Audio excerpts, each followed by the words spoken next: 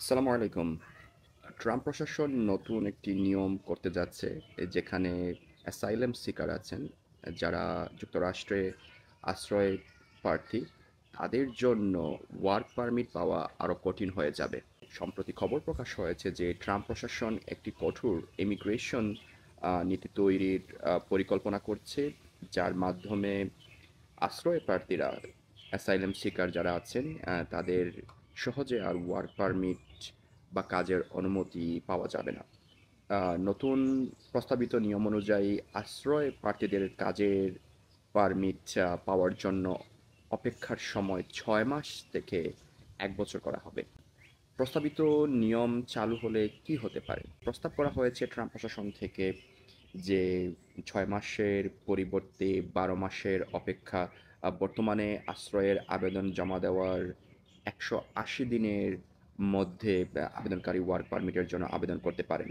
তবে নতুন নিয়ম অনুযায়ী এই সীমা ৩৬৫ দিন, মানে ১ বছর করা হচ্ছে। দ্বিতীয়ত, ইউএসসিআইএস এর সিদ্ধান্তের আগ পর্যন্ত কাজের অনুমতি দেওয়া হবে না। নতুন প্রস্তাবে বলা হয়েছে, যতক্ষণ না পর্যন্ত ইউএসসিআইএস কোনো আশ্রয় মামলার সিদ্ধান্ত ১৮০ দিনের মধ্যে না দেয়, ততক্ষণ পর্যন্ত আবেদনকারীকে কাজের অনুমতি দেওয়া হবে না বা কাজের অনুমতি পাবেন না। কারণ ইউএসসিআইএস ইতিমধ্যেই বহু যে মামলা বা অ্যাসাইলাম সিকার আছেন, সেটি ব্যাকলগে জর্জরিত। নতুন আবেদনকারীদের জন্য আরও বাধা আসবে। এই নিয়ম শুধুমাত্র নতুন আশ্রয় প্রার্থীদের জন্য প্রযোজ্য হবে, অর্থাৎ যারা ভবিষ্যতে আবেদন করবেন তাদের এই দীর্ঘ অপেক্ষা এবং অনিশ্চয়তার মুখে পড়তে হবে। যে প্রভাবগুলো পড়তে পারে, যুক্তরাষ্ট্রে হাজার হাজার অভিবাসী যারা আছেন, যারা আসেন এবং যারা অ্যাসাইলাম সিকার আছেন, তাদের জন্য এটি একটি কঠিন পরীক্ষা হয়ে দাঁড়াবে। এবং যেটি ৬ মাসে আগে ১৮০ দিনের মধ্যে পাওয়া যেত ওয়ার্ক পারমিট, সেটি কিন্তু আর পাওয়া যাবে না। যারা বৈধভাবে কাজ করতে হয় তাদের খুব কষ্ট হয়ে যাবে। তারপর আর্থিক সংকট দেখা যাবে। ট্রাম্প প্রশাসনের মতে এটি করলে অনেকে যেভাবে অবৈধ পথ অবলম্বন করে অ্যাসাইলাম সিকিং করেন বা অ্যাসাইলাম সিকার আছেন, সেটি কমে যাবে।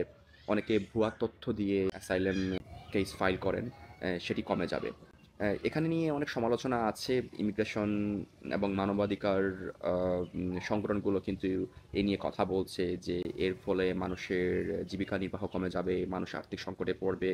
যারা এখানে এসে স্ট্রাগল করছেন, এমনিতেই অনেক কষ্ট হচ্ছে এখন যুক্তরাষ্ট্রে ট্রাম্প আসার পর থেকেই। সেখানে ট্রাম্পের এই নীতি অনেকটা বাধা হয়ে দাঁড়াবে অ্যাসাইলাম সিকারের জন্য বা আশ্রয় প্রার্থীদের জন্য। তবে এই নীতি এখনো কার্যকর হয়নি। ভয় পাওয়ার কোনো কারণ নেই। এটি একটি প্রস্তাব এবং সেই প্রস্তাব অনুযায়ী ট্রাম্প প্রশাসন যেতে চাচ্ছে। এখন দেখার বিষয় কি হয় আগামীতে। ইতিমধ্যে যুক্তরাষ্ট্র জুড়ে আবারও ধরপাকড় শুরু হয়েছে। আইস ধরপাকড় করছে। একদিনে প্রায় ২,২০০-র বেশি অভিবাসীকে আটক করেছে। এই ছিল এখনকার মতো খবর। ভালো থাকবেন এবং আওয়াজ বিডির সঙ্গেই থাকবেন। আল্লাহ হাফিজ।